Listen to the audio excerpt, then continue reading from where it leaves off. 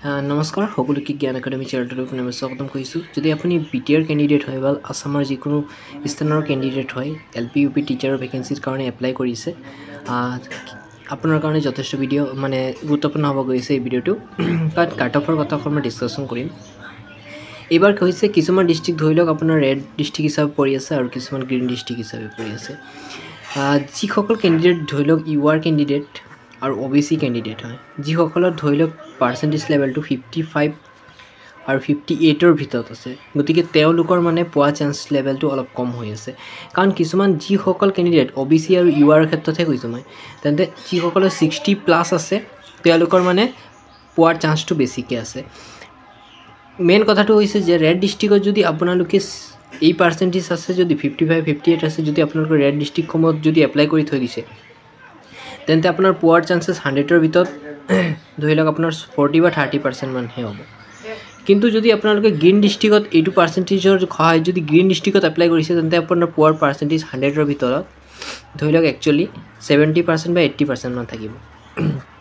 এতিয়া red district আৰু green district কোনকেইটা সেই সম্পৰ্কে অকণ ডিছকাশ্যন কৰিম। গতিকে ৰেড ডিষ্ট্ৰিক্টৰ ভিতৰত পোনপ্ৰথমে পৰি আছে আপোনাৰ শোণিতপুৰ ডিষ্ট্ৰিক্ট ৰেড ডিষ্ট্ৰিক্টৰ পৰি আছে। নেক্সট আপোনাৰ আৰু এটা ডিষ্ট্ৰিক্ট আছে চাউথ চালমাৰা।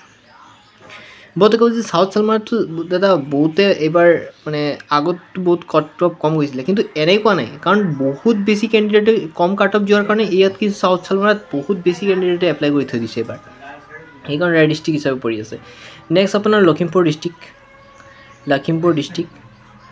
ঠিক আছে। নেক্সট আৰু এটা ডিষ্ট্ৰিক্ট আছে নগাঁও ডিষ্ট্ৰিক্ট আৰু কেইটামান ডিষ্ট্ৰিক্ট আছে, পিছত ক'ম বাৰু আপোনাক নেক্সট ভিডিঅ'ৰ জৰিয়তে।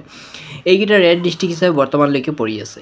আৰু গ্ৰীণ ডিষ্ট্ৰিক্ট হিচাপে কিছুমান ডিষ্ট্ৰিক্ট আছে, যেনেকৈ ধৰি লওক আপোনাৰ ধুবুৰী ডিষ্ট্ৰিক্ট, তাৰপিছত আপোনাৰ আৰু কিছুমান ডিষ্ট্ৰিক্ট আছে ধৰি লওক ডিব্ৰুগড় ডিষ্ট্ৰিক্ট, তাৰপিছত গোলাঘাট ডিষ্ট্ৰিক্ট, এইবোৰ গ্ৰীণ ডিষ্ট্ৰিক্ট হিচাপে পৰি আছে। মানে ইমানো এপ্লাই কৰা নাই, কৰিছে নকৰা নহয়, বহুতে এপ্লাই কৰিছে, কিন্তু ইমানো নহয় যে এইকেইটা ডিষ্ট্ৰিক্টৰ লগত তুলনা কৰিব পাৰে।